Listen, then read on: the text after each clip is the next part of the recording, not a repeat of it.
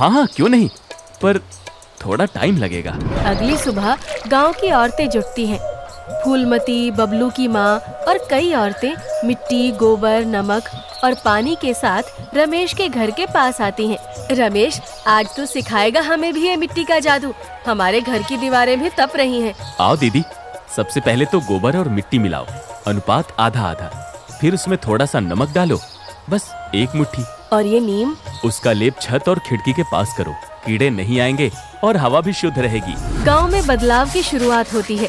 गांव के अलग अलग हिस्सों में अब लोग पुराने घरों को मिट्टी से लीपना शुरू कर चुके हैं। कुछ बांस और घास का ढांचा भी बना रहे हैं। पहले सब सोचते थे कि पक्का घर ही असली होता है, पर अब ये देखो, रमेश का घर सबसे ठंडा है और सबसे सस्ता भी।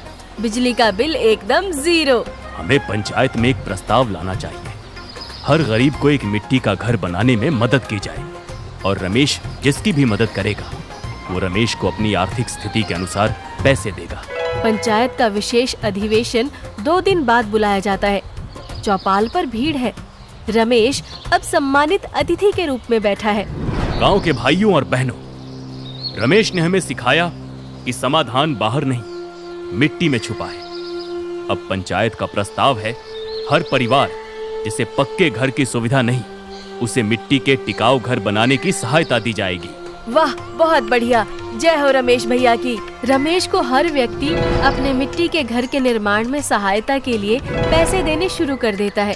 और कुछ दिनों बाद रमेश अपनी पत्नी के गिरवी कंगन छुड़ा लेता है। सुधा, ये लो अपने कंगन।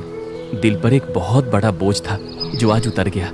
सब आपकी मेहनत का नतीजा है। एक बात तो मुझे अच्छे से समझ आ गई, चोरी से चाहे कितना भी भला कर ले, पर इज्जत और सुकून मेहनत से ही मिलती है।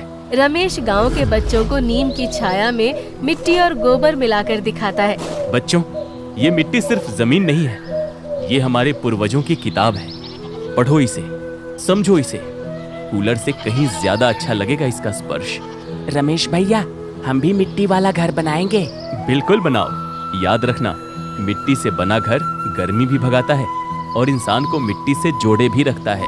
रमेश ने जो किया वो सिर्फ एक घर नहीं था, वो एक सोच थी, एक रास्ता था उस भीषण गर्मी के खिलाफ, जो अब गांव की हर गली में बहने लगी है ठंडी हवा बनकर। जिसे कभी गांव से निकालने की धमकी दी गई थी, आज वो पूरे राज्य का प्रतिनिधि बन गया था। गांव के बाहर एक साइन बोर्ड लग चुका था, आप प्रवेश कर रहे हैं भैरवपुर में, जहां घर ठंडे और दिल नर्म और सोच जमीन से जुड़ी होती है।